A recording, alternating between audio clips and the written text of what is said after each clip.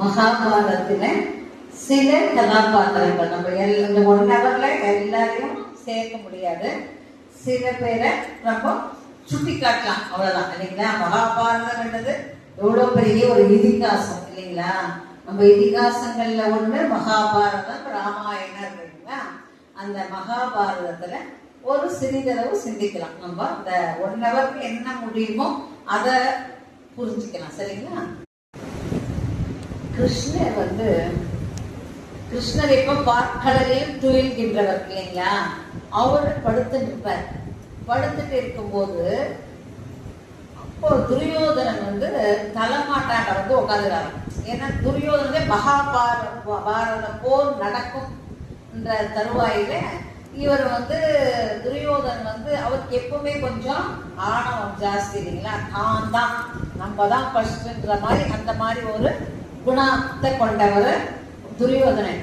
அவர் கிருஷ்ணருடைய அவர் பார்த்தோன்னே நம்ம தான் அவர் பார்வையில படணும், முதல்ல பட்டவன நம்ம கேட்கறத வாங்கிக்கணும்ன்ற ஐடியால அவர் சொல்றாரு. அதனால தலைமாட்டாண்ட உட்காந்துருக்காரு. அவர் தூங்குற மாதிரி நடிப்பாரு, அவ்வளவுதான். வையத்து வாழ்வீர்கள் நாமும் நம் பாவைக்கு செய்யும் கிருசைகள் கேளீரோ பார்க்கடலுள் பையன் துயின்ற பரமநடி பாடி. பையன் துயின்றனா அப்படியே தூங்குற மாதிரி நடிக்கிறது, அவ்வளவுதான். தூங்குவது கிடையாது, தூங்குற மாதிரி நடிக்காது. அதுல சொல்றா பாருங்க, ஆண்டாள 2வது பாசுரத்துல சொல்றாங்க. அது மாதிரி நடிச்சுட்டு அவர் படுத்துப்பாரு. என்னன்னா மனசுல அர்ஜுனன் வருவானா, அர்ஜுனன் வந்த உடனே அவனைதான் நம்ம பார்க்கணும், அவனுக்கு தேவை என்னவோ அதை முதல்ல கொடுக்கணும்ன்ற எண்ணம் தான் அவர். ஏன்னா அவர் தான் ஃப்ரெண்டு. முதல்ல அவருக்கு எதுனா கிடைக்காம போயிட போகுதுன்னு அந்த எண்ணத்துல தான் அவன் வரட்டும் சொல்லிட்டு தூங்குற மாதிரி நடிச்சுட்டு உட்காந்துருக்காரு. அப்போ அப்புறம் அர்ஜுனன் வந்தான். அப்பா வந்துட்டாருப்பா சொல்லிட்டு கண்ணு திறக்கிற மாதிரி தோறுந்து பார்த்தா, வாப்பா அர்ஜுனா வாப்பா வாப்பான்னு சொல்லி அப்ப கூப்பிடுறாரு. அப்ப துரியோதனன் தலைமாட்டாண்ட இருந்தேன். அப்பா கிருஷ்ணா, நான் எப்போ தலைமாட்டாண்ட உட்காந்துக்கிறேன், என்னைய பார்க்காத, நீங்க முதல்ல வந்தனா நான் நான் கேட்கறதான் நீ கொடுக்கணும். நம்ம இல்லப்பா, நான் இப்பதான் உன்னை பார்த்தேன், நான் நீ வந்ததை நான் கவனிக்கல, இப்பதான் பார்த்தேன். சரி நீ கேட்கறத கேளுட்டார். என்ன பண்றது, அவர் சொல்லிட்டாரு. அவர் இல்லைன்னா விடப்பட்டான் ஏன் துரியோதனன். அதனால சரி கேளுப்பா. அப்போ சரி நான் கேட்கிறேன் சொல்ல அவர் சொல்றாரு. கிருஷ்ண பகவான் சொல்றாரு, ஒண்ணு என்னுடைய படைக்கலன்கள், எல்லா படைக்கலன்கள் அத்தனையும் வேணுமா, இல்ல அது நான் மட்டும் வேணுமான்ற. அவர் மட்டும் ஆனா அவர் படை எடுக்க மாட்டார், அந்த இந்த ஆயுதம் தாங்க மாட்டார். ஆயுதம் தாங்காத நான் வேணுமா, இல்ல எல்லா படைகளும் சேனை 30 சேனைகள் இருக்கிறாங்க, எல்லா படைகளும் வேணுமா. இவன் நினைச்சான் துரியோதனன், இவனை வச்சுக்கணும் நம்ம என்ன பண்றது, இவர் ஆயுதமும் எடுக்க மாட்டேங்கிறாரு, படை இல்லைன்னா என்ன பண்றது. அதனால எனக்கு இல்ல கண்ணா, எனக்கு எல்லா முக்குண்டி சேனையும் எனக்கு கொடுத்துருங்க. அப்படியா, சரிப்பா. அதான் அர்ஜுனன் சொன்னாரு, அப்பா நீ மட்டும் எனக்கு போதும் கிருஷ்ணா, நீ மட்டும் இருந்தா போதும் எனக்கு. ரொம்ப சந்தோஷமாயிடுச்சு. ஏன்னா இப்படி கேட்டுட்டு இருந்தானா பிரச்சனை ஆயிருக்கும் இல்லைங்களா.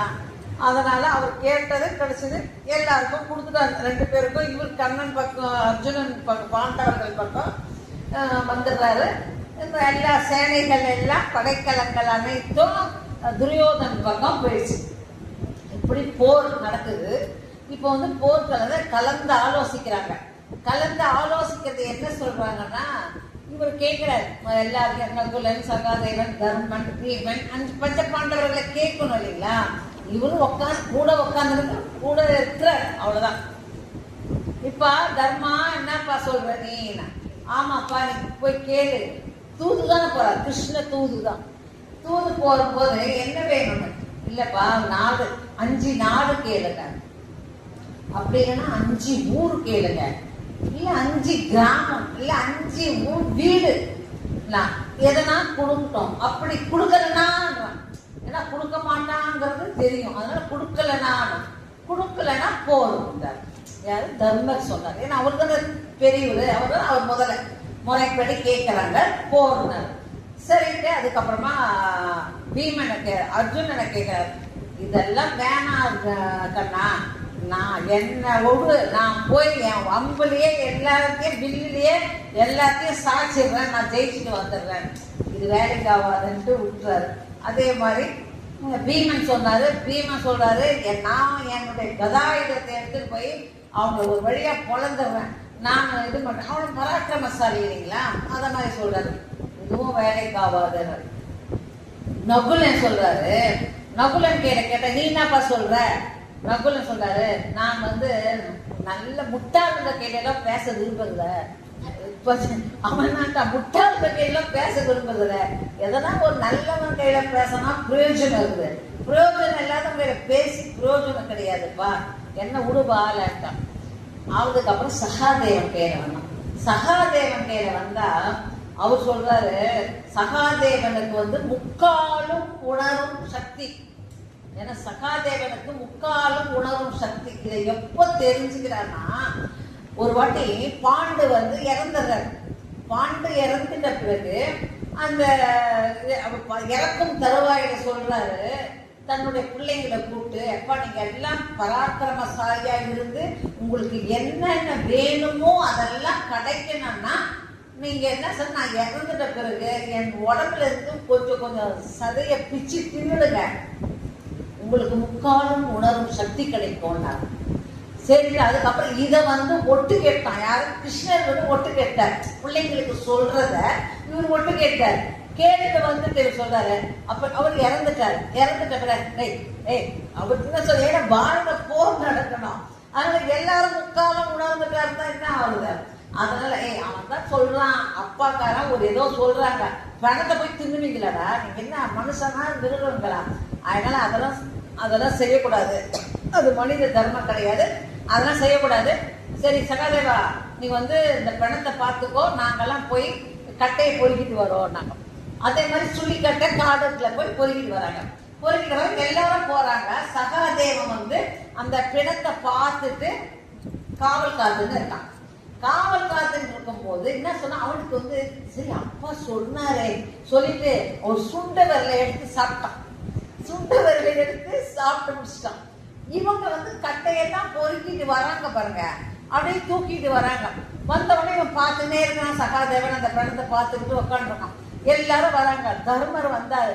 அப்பாடான்னு சொல்லி தூக்கி அந்த கட்டை தூக்கி அப்பாடான்னு சொல்லி போடுறாரு. அதே மாதிரி பீமன், அர்ஜுனன், நகுலன் எல்லாம் போடுறாங்க. இந்த கிருஷ்ணனும் இவ்வளவு பெரிய கட்டை தூக்கி வரான். பார்த்தா இவர் தலைக்கு மேல 4 அடிக்கு மேல பறந்து வருதான் அந்த கட்டைக்கு. என்னடா இது, எல்லாரும் இவர் தலைக்கு மேல பறந்து வருது. இவர் சொல்ற, அவரும் அப்பாடான்னு சொல்லி போட்டாராம். கிருஷ்ணரும் அப்பாடான்னு சொல்லி அந்த கட்டையை போட்டாராம். எப்பா கிருஷ்ணா, நீ என்ன எல்லாரும் சுமந்துட்டு வந்தாங்க, அப்பாடா எடுத்து போடுறாங்க, நீ உன் தலைக்கு மேல 4 அடிக்கு மேல பறந்துல வந்தது அந்த கட்டை, நீ எப்படி அப்பாடான்னு சொல்லி போடுற? அப்போ பார்த்தோம், ஓஹோ டேய் நைஸா கூப்பிட்டு, டேய் என்னடா உங்க அப்பா உடம்புல இருந்து எதனா பிச்சு தினியா நீங்க? ஆமா, நானே ஒரு சுண்டவர்ல பிச்சு தின்னுட்டேன். அப்போ அவனுக்கு முக்காலும் உணரும் சக்தி இருக்கு. எதனாலன்னா அவங்க அப்பா அந்த பிணத்துல இருந்து கொஞ்சம் சுண்டவரை சாப்பிட்டாரு. அதனாலதான் இவர் சகாதேவனை கேட்கிறாரு, அப்பா நீ சொல்லு, ஏன்னா ஒரு முக்காலும் தெரியும் அவனுக்கு. அதனால கேட்ட உடனே, ஆமாப்பா சரி கேட்ட, நீ என்ன சொல்றப்பா? எப்பா நீ என்ன நினைக்கிறியோ அதுதான் நடக்க போகுது, சும்மா நீ என்ன சொல்ற எதுக்கு இந்த பாவலா பண்ணி நோக்கிற? இல்ல சகாதேவா நீ சொல்லுன்னு கம்பல் பண்ணவே. அவர் சொல்றாரு, என்ன செய்யணும்னா முதல்ல ராஜ்யத்தை கர்ணகையில கொடுத்துரு, அர்ஜுனனை சாவடிச்சுது, கர்ணகையில அரச கொடுத்துரு. சரி, ரெண்டாவது அர்ஜுன கர்ணகையில ராஜ்யத்தை கொடுத்துரு. ஒண்ணு அர்ஜுனனை சாவடிச்சுது. மூணாவது என்னன்னா, திரௌபதி ஒண்ணு தலையை விரிச்சு போட்டு திரியிறாப்பாரு துச்சாதன் தானே, என்னையா தானே ரத்தத்தை தான் எடுத்து தடவின்னு நான் முடியலன்னு திரியிறா பார்த்தியா, அவளை மொட்டை அடிச்சுது. 4வது என்ன பண்ணுது, நீ வாயையும் கையையும் கட்டிட்டு கம்முன்னு உக்காரு. அப்போதான் இந்த போர் நடக்காது, போர் நிறுத்துறதுக்கு இதான் வழினா. என்ன சகாதேவா சொல்ற? சரி, இவனையும் கொன்னுடலாம், இவனுக்கும் ராஜ்யத்தை குத்துடலாம், ஆனா இவனுக்கும் மொட்டை அடிச்சிடலாம். ஆனா என்ன கட்டி போட முடியுமா? என்ன கட்டி போட உன்னால முடியுமா? முடியும். கட்டிட்டா கட்டிட்டா பார், கட்ட முடியுமா? கட்டிட்டா கட்டுறேன் நான். அப்போ என்னை கட்டு பார்க்கலாம் சொல்லிட்டு விஸ்வரூப தரிசனம் எடுக்கிறார். எடுத்துன உடனே இவர் மேல பார்க்கல. அதான் சொன்ன, பாதாதி கேசமா தான் இறைவனை பார்க்கணும். மனிதனை பார்க்கும் போது முகத்துல இருந்து பார்க்கணும், கேசாதி பாதமா பார்க்கணும். மனிதர்களை பார்க்கும் போது முகத்தை பார்த்து பேசணும். இறைவனை பார்க்கும் போது நேரம் போய் சுவாமியை பார்க்கறது பிரயோஜனம் கிடையாது. திருவடியை தான் நம்மளுக்கு மெயின். திருவடியை தான் இவர் எதையும் பார்க்கல, அந்த திருவடியை தான் பார்த்துட்டு அப்படியே உட்காந்து கட்டி போட்ட மனசுல. ஐயோ கண்ணா சகாதேவா விட்டுடுறா அலறாரு. மனசினால கட்டி போட்டார். அவரை கட்ட முடியாது, ஆனா மனதினால கட்டலாம். அதை அவர் அப்படியே மனசுனால அந்த திருவடி அப்படியே மனசுல பதிச்சு கட்டி போட்டார். பார்த்தீங்களா, அவரால் அப்படி இப்படி நகர முடியல. அப்போ சகாதேவா விட்டுடுறா, நான் விட மாட்டேன், எனக்கு ஒரு வார்த்தை கொடுவேன். என்ன வராண்டா? சரி இல்ல, நாங்க 5 பேரும் பஞ்ச பாண்டவர்கள் 5 பேரும் போர் நடக்க போகுது. நான் உங்களை நம்பிதான் இதுல இறங்குறோம். அவங்க 100 பேரு, நாம 5 பேரு. ஆனா உங்களை நம்பிதான், கண்ணனை நம்பிதான் நாங்க இறங்குறோம். அதனால இந்த 5 பேரும் உயிர் சேதம் ஆகக்கூடாது. 100 பேர் இறந்தாலும் இந்த 5 பேரும் உயிர் போகல. அதனால 5 பேர் உயிர் எங்க உயிருக்கு பாதுகாப்பு கொடுக்கணும் நீ சொல்ல. சரிப்பா சொல்லு. அப்ப சொல்லிதான் அப்போ விடுறாங்க. அது மாதிரி அந்த போர்க்காலமானது தொடங்கு. இப்ப இந்த போருக்குரிய போறார், தூது போறார். கிருஷ்ணர் தூது போறாரு. தூது போகும்போது முதலாவது போறாரு. முதலாவது நம்ம எங்க போறோமோ அவங்க எந்த தூது போனாக்கா வேற இடத்துல தங்கக்கூடாது. எங்க போறோமோ அவங்க சொன்ன இடத்துல தான் தங்கணும். துரியோதன வீட்டுக்கு தான் போறாரு. துரியோதனன் வீட்டே அவங்களுடைய சார்ந்த இடத்துல தான் தங்கணும்.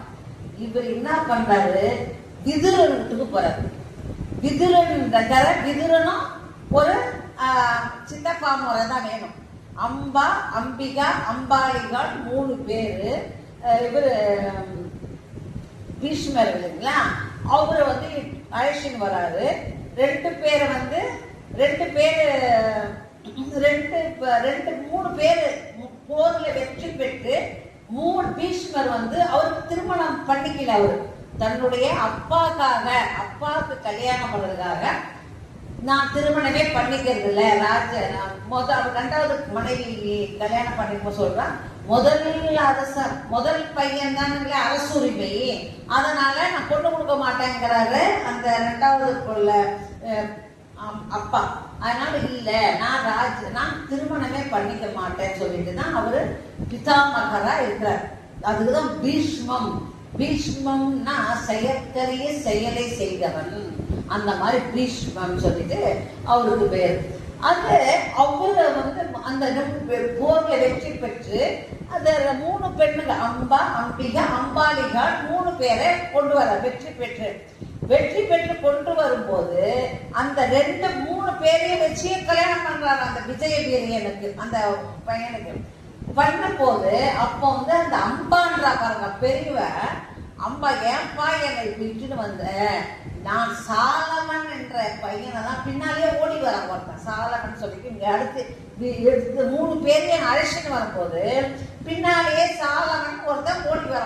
அப்போ நான் சாலமன் என்றவனை தான் நான் காதலிக்கிறேன்.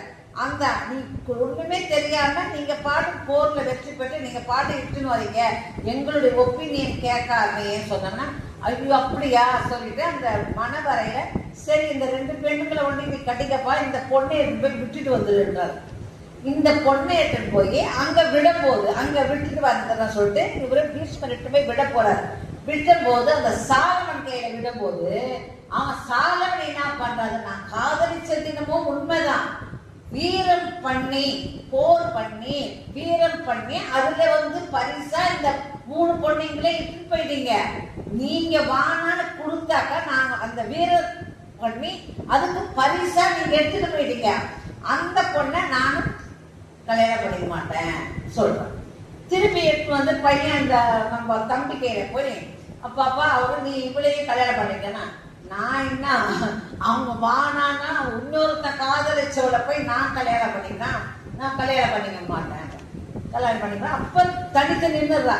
அவ என்ன அம்பிகா அம்பா நீ தானே காரணம் இருக்கு, அது இவன் தானே காரணம், பீஷ்மர் தானே காரணம், நீ தானே காரணம் இருக்கு, நீயே என்ன கல்யாணம் பண்ணிக்கோன்ற, நீ தான் காரணம், நீ கல்யாணம் பண்ணிக்கோணும், நான் பண்ணிக்க முடியாது பீஷ்மர். அதுக்கப்புறம் நெருப்புலவ அது ஒரு பெரிய கதை அப்பதான் ஆரம்பிக்குது. நெருப்புல விழுந்துட்டு அவ சிகண்டியா சிவபெருமானுடைய அருள் பெற்று சிகண்டியா பீஷ்மரை கடைசியில சாவடிக்கிறது அவதான். சிகண்டின்னு ஒரு திருநங்கையா வர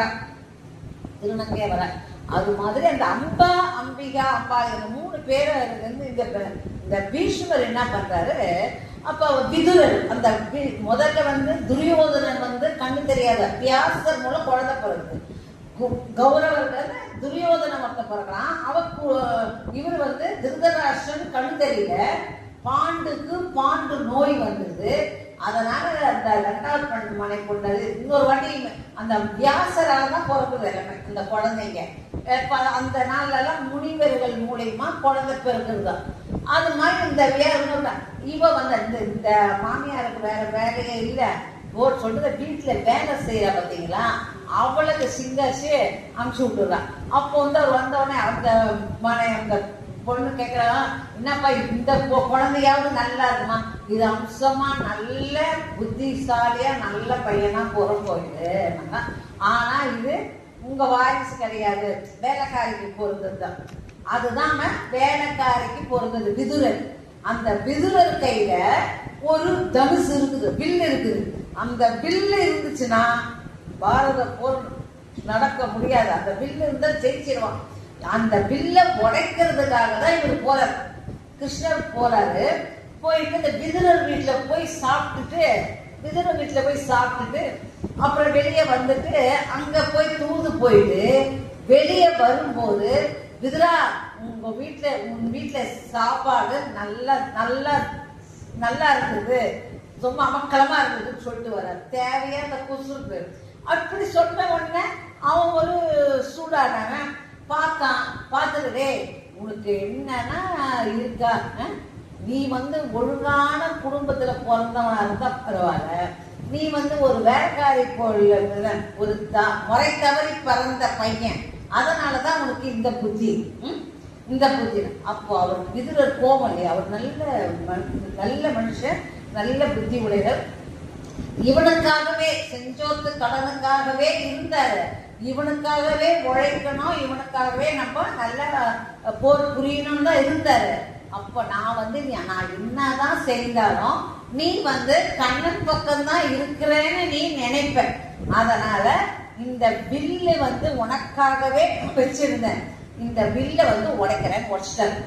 இந்த வில்லு இந்த மாதிரிவான ஒரு துர்குணம் படிச்ச உனக்கு இந்த வில்லை வச்சு நான் உபயோகப்படக்கூடாது. என்னை கேவலப்படுத்தல கூட பரவாயில்ல, என்னுடைய தாயை போய் கேவலப்படுத்தினா அது எனக்கு பொறுக்காது. அதனால உடைச்சிட்டாரு. அந்த உடைச்சிட்டோன்னா அதுதான் முடிஞ்சதுடா, நம்ம வேலை முடிஞ்சுட்டு அவர் கிளம்பிடுறாரு. கிருஷ்ண பகவான் முதல் சூட்ஸ் பண்ணிடுறாங்களா. 2வது வராரு. அவர் துரோணாச்சாரியார் தான் இந்த வில் வித்தையெல்லாம் கற்றுக் கொடுத்தவர், எல்லாருக்கும் கற்றுக் கொடுத்தவர். அவருடைய மகன் அவருடைய மகன் அஸ்வத்தாமா. அந்த அஸ்வத்தாமாவுக்கு பெரிய அவனைதான் சேனாதிபதியா ஆக்கலான்னு இருந்தார். இவனை உடைக்கணும்ன்றதுக்காக இவர் என்ன பண்றாரு, கிருஷ்ண பகவான் நேரா தன்னுடைய கணையாழிட்டு தன்னை மோதிரத்திட்டு நைசா கீழே அப்படியே உருட்டி விடுறாரு. உருட்டி விட்ட உடனே அப்படி மேல பாக்குற மாதிரி பாக்குறாரு பாருங்க. இவன் பாக்குறான்னா அது கிருஷ்ணன் கீழே உருங்குது, இவரு வந்து பார்க்கல. இது அஸ்வத்தாமா என்ன பண்றான், அந்த மோதிரத்தை எடுத்து கீழே இருந்து மோதிரத்தை எடுக்கிறான்னா, ஏன் இவர் மேலேயே பார்த்து உட்காந்துக்கிறாரு சொல்லிட்டு மேலேயே பார்க்க, நம்ம கூட இப்ப யாராவது ஒருத்தர் மேலே பார்த்தாக்கா நாம என்னத்தை பார்க்கறாங்கன்னு சொல்லிட்டு நம்ம பார்ப்போம் இல்லையா. அந்த யதார்த்தத்தை அவனை புரிய வச்சு அவனை பார்க்குற மாதிரி செஞ்சு அதுக்கப்புறம் இவனும் பார்த்து மேலே கீழே பார்த்துட்டு இந்தாப்பா இந்த மோதிரம் இதோ இருக்குதுன்னு சொல்லிட்டு கையில கொடுக்குறாரு. இதை கொடுத்தவொடனே அவன் என்ன நினைச்சுக்கிறான், நான் வந்து பூமியையும் வானத்தையும் சாட்சி வச்சு உனக்கு தான் நான் உனக்காக உபயோகமா இருப்பேன், உன்னுடைய இதோட சேர்ந்துட்டேன்னு சத்தியம் பண்றான்னு நினைச்சுட்டான். உன்னை வந்து சேனாதிபதியா வைக்கலாம்னு நினைச்சிருந்தேன், நீ இந்த மாதிரி ஆள் மாதிரி போயிட்ட, அதனால உன்னை வந்து சேனாதிபதியா வைக்க போறது. ரெண்டாவது இது முடிஞ்சிச்சு. அது மாதிரி இதுக்கு முன்னையே ஒரு பலி கொடுக்கணுமா, போருக்கு முன்னையே பலி கொடுக்கணுமா. கிருஷ்ணன் என்ன பண்றாரு, தர்ப்பணம் பண்றாராம். அமாவாசை தர்ப்பணம் பண்றாரு. இந்த சூரியனும் சந்திரனும் இன்னும் கிருஷ்ணன் தெரியாம தர்ப்பணம் கொடுத்துன்னு உட்காந்துக்கிறாங்க. நாளைக்கு தான் அமாவாசை, இன்னைக்கு போய் தர்ப்பணம் கொடுக்குறாங்க சொல்லிட்டு இந்த சூரியனும் சந்திரனும் கிருஷ்ணன் வந்து நிக்கிறாங்களாம். என்னப்பா என்ன கிருஷ்ணா, நாளைக்கு தானே அமாவாசை, இன்னைக்கு போய் நீ தர்ப்பணம் கொடுக்குறியே. அமாவாசைன்னா என்ன, சூரியனும் சந்திரனும் ரெண்டு பேரும் ஒன்னா வந்தா அமாவாசை. இப்ப ரெண்டு பேரும் வந்துட்டீங்கல்ல, இன்னைக்கு தான் அமாவாசை தரோம். சரியா, இந்த மாதிரி சூழ்ச்சி, அத தர்மத்தை வெல்வதற்காக அவர் பண்ண சூது. அதான் தர்மம் தானே நாட்படும், தர்மம் தானே சூது கவ்வும், ஆனால் தர்மம் இறுதியில் வெல்லும். அதுதான் தாத்பரியம். இதை மாதிரி ரெண்டாவது பண்ணிட்டாரு. மூணாவது என்ன பண்றாரு, இதை உடைச்சிட்டாரு. மூணாவது கர்ணன் கையில போறாங்க. கர்ணன் கையில போயிட்டு, அப்பா நீங்க வந்து வந்துருப்பா, அப்பெல்லாம் ரொம்ப 3 பேர் இருக்கிறாங்க, அவன் செய்யறதெல்லாம் அட்டுழியம், நீ ஒரு நல்ல பிள்ளையா இருக்கிற, நீ இப்படி வந்துரு நல்லதா. இல்ல இல்ல நான் வர மாட்டேன், என்ன யாருன்னு நினைச்சிருக்கிற சொல்லிட்டு அவர் வர மாட்டேன்னு சொல்றாரு. சொல்லிட்டு அவரு வரமாட்டேன், நான் இவர் வந்து ஆனா தர்ப்பணம் பண்றாரு விதுரர். நீங்க வந்து இதுதானே, அப்போ போர்னு முடிவாயிட்டோன்னு போர், சரி போர் முடிவான பிறகு நீ சத்தியம் பண்ணி கொடுன்னு சொல்லி கேட்டார். சத்தியம் பண்ண பிறகுதான் இந்த போர்ல இறங்கணும். சத்தியம் பண்ணி கொடுணும். இது நான் வந்து உன் கையெல்லாம் சத்தியம் பண்ணி கொடுக்க மாட்டேன், நீ ஒரு இடையன், இந்த இடையன் கையில போய் நான் சத்தியம் பண்ணலாம். ஒரு நாள் ஒரு காலத்துல கர்ணனுக்கு இவன் யாரு பிறந்தான், இவனுடைய பிறப்பின்னா இவன் தாய் தந்தை தெரியாதவன், இவனுக்கு போய் எப்படி அரசு உரிமை கொடுக்கலான்னு அப்படி கேட்கும் போது முடிசூட்டான் போது, அப்போ வந்து அவன் சொல்றான், நான் துரோணர் நான் குளத்துல தாங்க பிறந்தாரு, சிவன் நான் தர்பையில தான் பிறந்தாரு, ஜாதி கொலைலாம் பார்க்க வேண்டிய அவசியம் கிடையாதுன்னு சொன்னான். யாரு, அந்த கர்ணனை அரியணையிலே உட்கார வைக்கும் போது. ஆனா இப்போ வந்து என்ன, ஜாதி மதம் பார்த்து நீ இடையன், நீ யாரு எனக்கு வந்து உட்காருன்னு சொல்லிட்டு கர்ணன், சரி உனக்கு அழிவு காலம் வந்துருச்சு, அதுதான் நீ இப்படி சொல்றேன்னு சொல்லிட்டு அப்படி பண்ணாரு. பண்ணிட்டு இந்த மூணாவது பிறப்பின் ரகசியம் தெரியாதையா, சரி இவன் நேரா வந்தா இவனுக்கு ஒத்துக்க மாட்டேங்கிறான், சரி என்ன பண்றது சொல்லிட்டு அவர் சொல்றாரு. இவர் கையில கர்ண கையில போய் கேட்கிறாரு, என்னப்பா இந்த மாதிரி சொல்லுப்பா, துரியோதன் பக்கத்துக்கு வந்துரு, என்ன ஒரு நல்லவனா அவங்களோடு சேர்ந்து நீ வந்து அழிஞ்சு போயிடாத. இல்ல இல்ல, ஆரென்று அறியாத என்னை, யாருன்னு எனக்கு தெரியாது, ஆரென்று அறியாத என்னை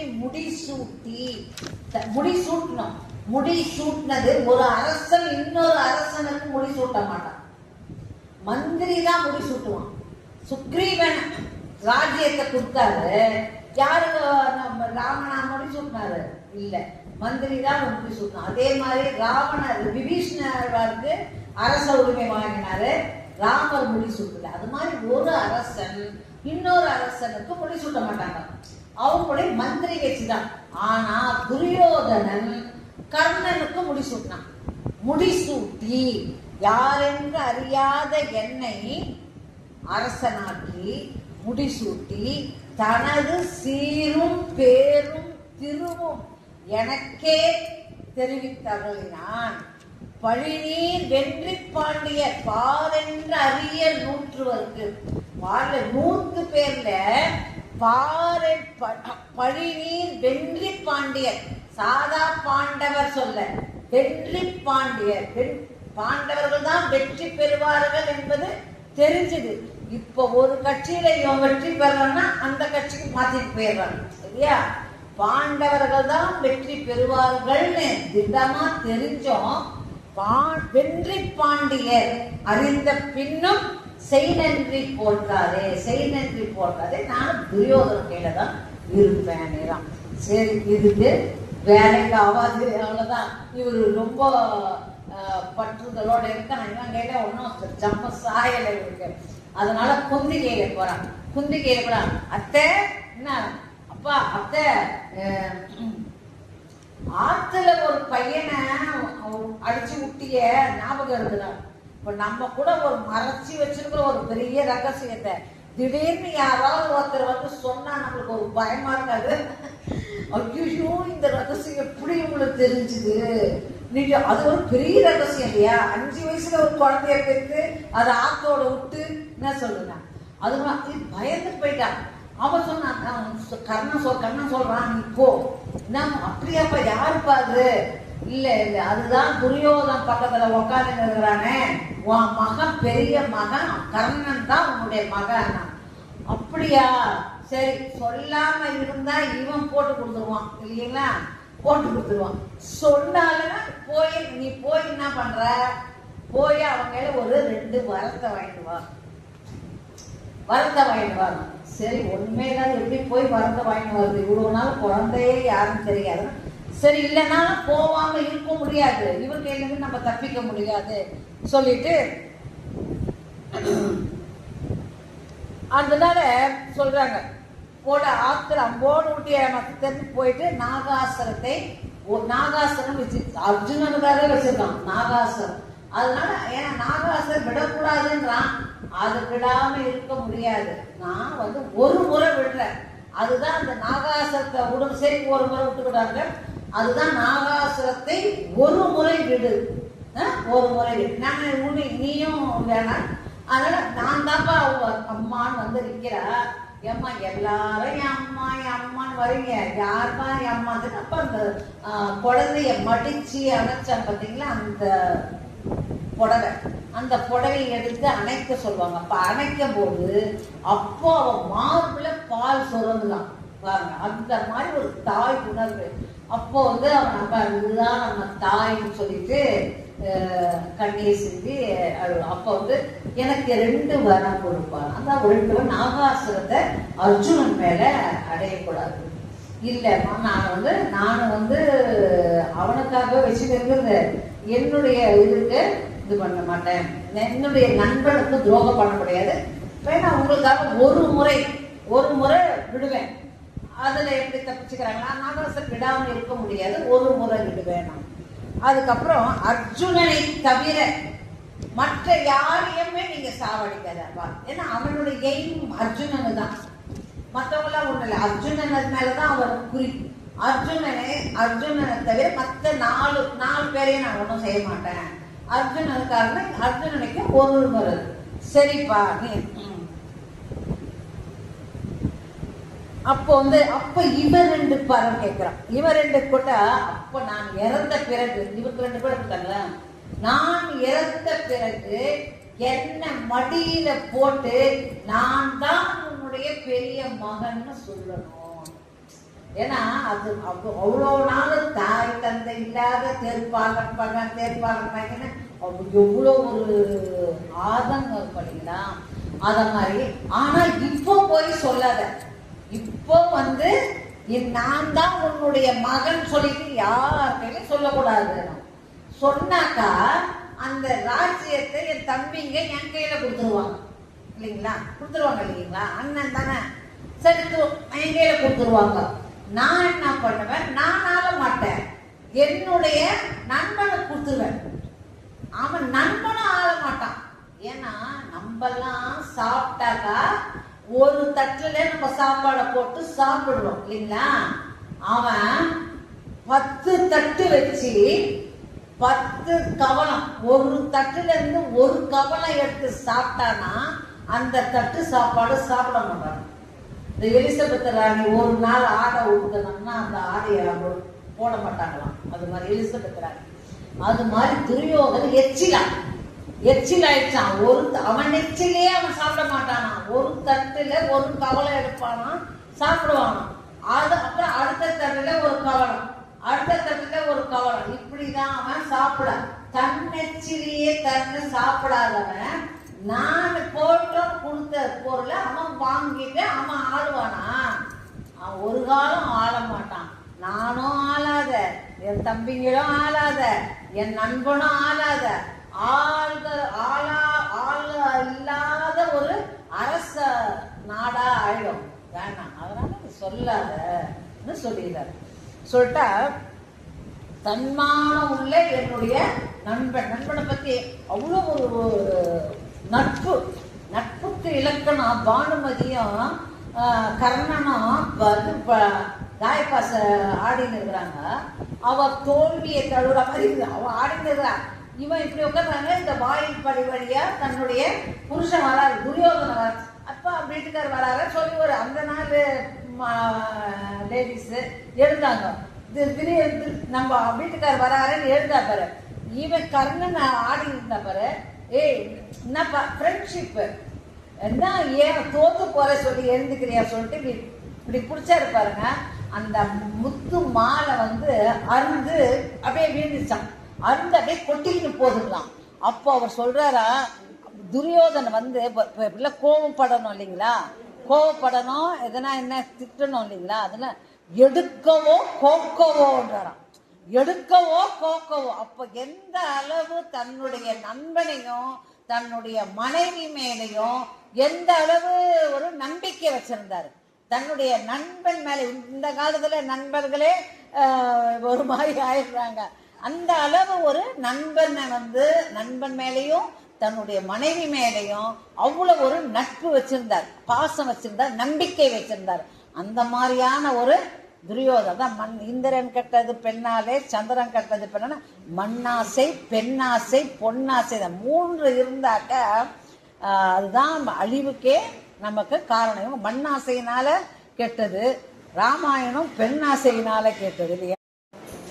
இப்போ பீஷ்மம் பீஷ்மர் என்பது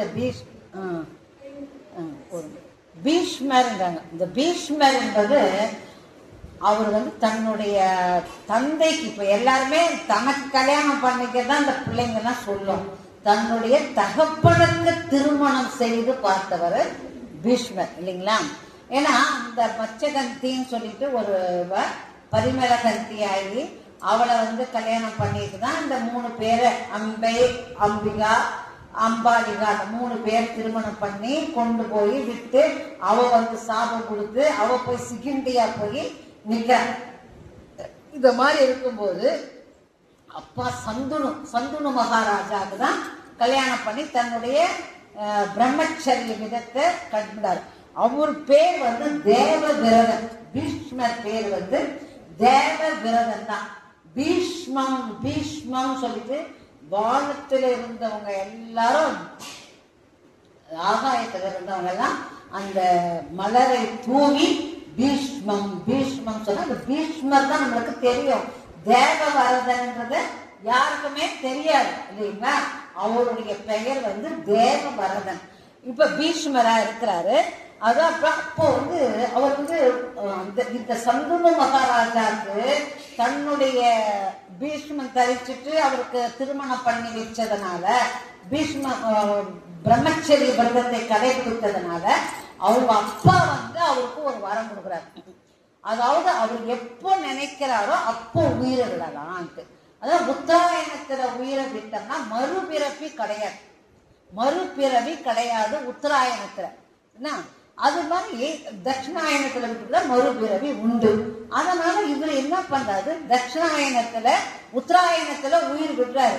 தை மாசம் சப்தமியில தான், தை மாசம் சப்தமி திதி, ரத சப்தமி வரும். ரத சப்தமி வரும் பாத்தீங்களா. அதுதான் கிருஷ்ணர் பெருமாள் கேட்டாரா, நான் எல்லாம் 100 பேரும் செத்தாச்சு, இந்த பஞ்ச பாண்டவர்களும் அப்புறம் போயிடறாங்க, அப்புறம் இளம் பஞ்ச பாண்டவருங்க இப்படி போறாங்க, எனக்கு தர்ப்பணம் கொடுக்கறது யாரு இல்லையா. இவன் பீஷ்ம தர்ப்பணம் குழந்தை பிறந்தாதான் தர்ப்பணம் கொடுப்பாங்களாம். தர்ப்பணம் கொடுக்கிற அந்த அருகலை உண்டா. அதனால அவர் சொல்றாரா, அதுதான் இவர் இவரால தானே உண்டாச்சு, பாரதமே உண்டானதுக்கு காரணமே இவர் தானே. அதனால என்ன சொல்றாரு கிருஷ்ண பகவான், நானே உனக்கு தர்ப்பணம் பண்றேன். அதனால்தான் சப்தமி வரும், ரத சப்தமின்னு வரும். தை மாசம் சப்தமி, ரத சப்தமி. ஒரே நாள்ல 7 வாகனத்துல கொடுப்பார். ஒரே நாள், ஒரு நாள் உற்சவம், 10 நாள் உற்சவம் நடக்குது இல்லைங்களா. இன்னும் தேர் இருக்காது, அது மாதிரி இந்த முக்கியமா யானை வாகனம் இருக்காது.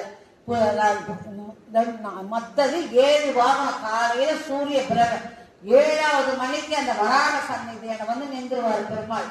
அப்படியே வந்துனே இருப்பாரு. மதியம் 2 மணிக்கு சக்கரத்தாழ்வார் எடுத்துன்னு அந்த புஷ்கரணியில ஸ்நானம் பண்ணி எல்லாம் பண்ணி தர்ப்பணம் கொடுப்பார். பெருமாள் தர்ப்பணம் கொடுக்குறாரு. இன்னைக்கும் தை மாசத்துல ரத சப்தமி அன்னைக்கு 7வது சப்தமி திதியில கொடுக்குறாரு நம்ம பெருமாள். சீனமாச பெருமாள் திருப்பதியில கோலாகலமா நடக்குது. இப்போ மற்ற எல்லா கோயிலுங்களையுமே இப்ப நடக்குது. 7வது திருப்பதியில கண்டிப்பாக நடக்குது. அங்க 7வது பீஷ்மருக்காக பீஷ்ம தர்ப்பணனே பேர் இருக்கு, பீஷ்ம தர்ப்பணம். அதனால அவரு பண்ணாரு. அப்ப அம்பு படுக்கையில படுத்தோம், அம்பு படுக்கை கூட படுத்தா இதுவாயிட்டாரு. அப்புறம் அதான் உயிர் வெப்ப விடணும் அப்படி விடுறாங்க இல்லைங்களா. போர்க்காலத்துல விழுந்துட்டாரு. எதிர்க்க அந்த சிகண்டிய பார்த்த உடனே இவருக்கு போயிடுச்சு. எதிர்க்க ஒரு லேடிஸ் நின்னாக்கா அது சிகண்டி. லேடிஸ் போர்க்காலத்துல இருக்க மாட்டாங்க இல்லையா. ஆனா அதுதான் இவ்வளோ இருக்கிறா சிகண்டியர். இந்த ஆடவர் இல்லாத அர்த்தநாரியா இருக்கிறாங்க இல்லைங்களா, அந்த மாதிரி இருக்கிறா சிகண்டின்னு, அது மாதிரி இருக்கிறா. அதனால அதை பார்த்த உடனே அவருக்கு இதுவாயிடுது. அதனால அம்பு படுக்க போடுன்றாரு. படுக்க போடுன்னா கூட துரியோதனன் அவர் தானே அங்க தானே இருக்கிறாரு. அதனால நல்லா பெட்டு நல்லா ஸ்பாஞ்சு பந்துல போடுறாரு அவரு. ஆனா அர்ஜுனா நீ பெட்டு போடணும்னா அவர் அம்புலேயே பெட்டு போடுறான். பெட்டு போட்டோன்னா அதிலே படுக்கிறார். பத்தவங்க அவர் இந்த ரத்தத்துல எப்படி திருநாவுக்கரசர் சமண மதத்துல இருந்தார். ரொம்ப நாள் சமண மதத்துல தான் இருந்தாரு. 76 வயது வரைக்கும் சமண மதத்துல இருந்துட்டு 4 ஆண்டுகள் தான் சைவத்துக்கு வந்தார். அப்பதான் சூளக்குறி போட வச்சாரு. ஈஸ்வரனே வச்சு சூளக்குறி போட்டாரு. உழவார பணி செஞ்சாரு. இந்த உடம்புல இருக்கிற ரத்தம் ஃபுல்லா வேர்வையா வந்துட்டு அது மாறணும். ஏன்னா சமணர்களுடைய சாப்பாடை சாப்பிட்டேன். தர்மசேகர்னு பட்டம் கொடுத்து அவ்வளோ பெருசா வச்சிருந்தாங்க அவரை, திருநாவுக்கரசரை. அதனால தன்னுடைய ரத்தம் அது மாதிரி பீஷ்மர் இந்த துஷ்டனுடைய சாப்பாடு தானே சாப்பிட்டார். அந்த சாப்பாட்டினால கிடைச்ச அந்த ரத்தம் ஃபுல்லா வெளியாகணும்ன்றதுக்காக அம்பு படுக்கையில படுத்துட்டார். அப்படி படுத்தோம் அவரு உயிர் போகணும்னு கூட அந்த உயிர் போல. அப்ப கிருஷ்ணா ஏன் என் உயிர் போல? எங்க அப்பா எனக்கு வரம் கொடுத்தாரு இல்லைங்களா, இந்த மாதிரி நீங்க நினைத்த நேரத்துல உயிர் போகணும். ஏன் உயிர் போலனா, எப்பா நீ திடகாத்தமா இருந்த, கண்ணு நல்லா இருந்தது, காது நல்லா இருந்தது, கை நல்லா இருந்தது, எல்லாம் நல்லா இருக்கும் போது ஒரு பெண்ணுடைய மானம் போதுன்னும் போது நீ பார்த்துக்கிட்டு தானே இருந்த. உன்ன கையை தரமாட்டமா இருந்தா, நல்ல திடகாத்திரமான உடம்பு இருக்குது, நல்ல கண்ணு தெரிஞ்சுது, நல்ல காது கேட்டுது, எல்லாம் இருக்குதுல்ல. நீ ஒரு பிதாமகர அந்த அவையில உட்கார்ந்து இருந்து அந்த ஒரு பெண்ணுடைய மானத்தை காப்பாற்ற முடிஞ்சுது அவனால. எத்தனைச்சியா செய்தியா, அதுக்கு தான் இந்த தண்டனை வேணும். அப்பா நான் தண்டனை எனக்கு என்னை மன்னிச்சிடுப்பா, நான் எனக்கு உயிர் போகணும், எனக்கு அது ஒரு வழி பண்ணுங்கன்னா அப்பதான் வியாச பகவானை கூப்பிட்டு வியாசரை கூப்பிட்டு இந்த உலகத்திலேயே சூரியனுக்கு நிகரான சக்தி கொண்டது எருக்க இலை தான் சூரியனுக்கு நிகரான சக்தியை கொண்டதாம். அதனால அந்த எருக்க இலைய அந்த கண்ணு கை, அந்த கண்ணு பார்த்து அதனுடைய செய்ய வேண்டிய செய்யல, கை செய்யல, அந்த புஜங்கள் எல்லாம் அந்தந்த இடத்துல செய்யாத இடத்துலலாம் அந்தந்த எருக்க இலைய வச்சு அப்புறமா அவருக்கு உயிர் போதான் கபால வெடிச்சு உயிர் போக வைக்கிறாரு கிருஷ்ண பரமாத்மா. அதனாலதான் இப்பவும் எல்லாம் எருக்க இலைய வச்சு எங்கேயும் எருக்க விலைக்கு தான் ஸ்நானம் பண்ணுவாங்க. எல்லாருமே எருக்க இலைய வச்சு ஸ்நானம் பண்ணுவாங்க. நம்ம ஒண்ணுன்னா ஒரு குரங்கு தொப்பி போட்டா எல்லா குரங்கும் தொப்பி போட்ட அவருக்கு போறதுக்காக அந்த எருக்க இலைய வச்சு இது பண்றாங்க, ஸ்நானம் பண்ணி அந்த தர்ப்பணம் பண்றாரு. அது ஒரு சாங்கிய மாதிரி அவங்க செய்யறாங்க. அதனால எல்லாருமே அந்த குளம் சுத்தியா அது இறக்க மாட்டாங்க, இறக்க இலை தான் இருக்கும். எல்லாருமே இயற்கை இலை வச்சு குடிப்பாங்க. அப்போ அது ஒரு இதுவா அது மாதிரிதான். ஏன்னா இது என்ன பண்ணாருங்க, காந்தாரிக்கு கல்யாணம் பண்ணாரு இல்லைங்களா. காந்தாரிக்கு திருதராஷ்டிரம் சபலன்னு சபலன்னு சொல்லிட்டு அவன் சால்வன்றவன் திருத்திக்கு வந்தான் பாத்தீங்களா, அம்பாவுடைய புருஷன் காதலன். இவன் சால்வன் காந்தாரியோட அப்பா. அவர் என்ன பண்ணாரு, சால்வனுக்கு காந்தாரிய திருதராஷ்டிரத்துக்கு கல்யாணம் பண்ணணும். திருதராஷ்டிரம் கண்ணை மூடி கண்ணு குருடனா இருந்து அவ பொண்டாட்டிக்கு அவ்வளோ ஒரு கற்பு கரசி என்ன சொல்ற, தானும் புருஷ கண்ணு தெரியலன்னு தானும் கண்ணு முடிக்கிறான், கண்ணை கட்டிக்கிறான், நல்லா தெரிகிற கண்ணை புருஷனுக்காக கட்டிக்கிறான். அவர் எவ்வளோ பெரிய ஒரு பதிவு தான் இருந்தார். அத மாதிரி அவரு அதே மாதிரிதான் அந்த மாதிரியான ஒரு தீட்சயமான பார்வையை பார்த்தா அது அப்படியே உடம்பே வஜ்ரம் ஆயிடலாம். அப்பதான் ஒரு வாட்டி சொல்லுவாங்க, இவனை சாவடிக்கு போறாங்க, இந்த போர்ல மரணம் அடைஞ்சிட போறா சொல்லிட்டு தாய் நம்ம எவ்வளவுதான் தப்பு செஞ்சா கூட கொடும் பாவியா இருந்தா கூட ஐயோ நம்ம புள்ள நல்லா இருக்கணும் தான் நினைப்பான். என்ன சொல்றதுங்க, அதனால நம்ம பையன் தவறுதான் செய்யறான், அவனுடைய முடிவு தெரிஞ்சது இருந்தாலும் என்ன பண்றது, ஒரே ஒரு உத்தின்னு சொல்லிட்டு அவ கண்ணு பார்வை பார்த்தீங்களா, அவ்வளோ காலம் மூடி வச்சிருந்தா பார்த்தீங்களா, அந்த பார்வை பார்த்தா நல்ல உடம்பு கூட வஜ்ரமா ஆயிடலாம். அது குண்டு துளைக்காத, குண்டு கூட துளைக்க முடியாதான், வேறு அம்பெல்லாம் துளைக்க முடியாதான். அதனால அவங்க கூப்பிட்டு இறுதி முடிவுன்னு ஆயிடுச்சு. ஏன்னா அவன் போர்ல அவனுக்கு மரணம் தெரிஞ்சிருச்சு. இருந்தாலும் தாய் உள்ள என்ன பண்றான், நீ வாப்பா ஒண்ணுமே ஒரு துணி கூட உடம்புல ஒரு துணி கூட இல்லாம பொட்டு துணி இல்லாத வான்னு ஒரு நேரத்தை குறிப்பிட்டு சொல்றார். யாரு, இந்த துரியோதனனை வர சொல்றான் கலந்தாரி. ஏமா அப்படின்னா நீ வாப்பான்னு சொல்றாரு, சரின்னு வர. அதனால இதை பாக்குற யாரு, கிருஷ்ணன் பாக்குற, ஆஹா வச்சாடா போ, இவன் உயிரா இருந்தோம்னா இன்னும் போர் முடிவு வராதுங்களே. அதனால என்ன பண்ண இவன் போனான். அம்மா சொன்னாங்க ஒண்ணுமே இது பண்ணல, வெறும்னா நிர்வாணமா என்னதான் இருந்தாலும் இவ்வளவு வளர்ந்த பிள்ளை இல்ல, இவ்வளவு பெரிய பையன் கல்யாணம் ஆகி குழந்தை. அப்போ போனா கிருஷ்ணன் பார்க்கலாம், உனக்கு அம்மா தான் சொல்றாங்கன்னா உனக்கு அருள் எங்கடா போச்சு, இப்படியா போய் அம்மனை கடையாட போய் நிப்பியா, அசிங்கமா இல்லை உனக்கு. சரி அப்படிதான் வேணான்ட்டு அந்த துணி இந்த வாழை இலையாவது இந்த இடுப்புல கட்டின்னு போப்பா, இடுப்பு வரைக்கும்னா கட்டின்னு போ, அசிங்கமா இல்லையா உனக்குனாரு. சரி அதுவும் இந்த வாழை இலை தானே, அது இயற்கையானதை சொல்லிட்டு அந்த வாழை இலையத்து இவன் கட்டிக்கிட்டு போறான். ஆனா அவனுக்கு தொடையில தான் உயிர் இருக்குது. யாருக்கு இதுதான். அதுக்கப்புறம் பார்த்தா போறாரு. போன உடனே கலந்தாரி பாக்குறான், மேல வந்துச்சியாப்பா எல்லாம் பண்ணிட்டு அவ கண்ணை திறந்து மேல இருந்து பார்த்துக்கினே வரா பாருங்க. இங்க வந்த உடனே நின்று போகுது. யாருண்டா நீ இந்த மாதிரி பண்ணிட்டு வந்தனா, ஐயோ அல்ல இல்லம்மா அந்த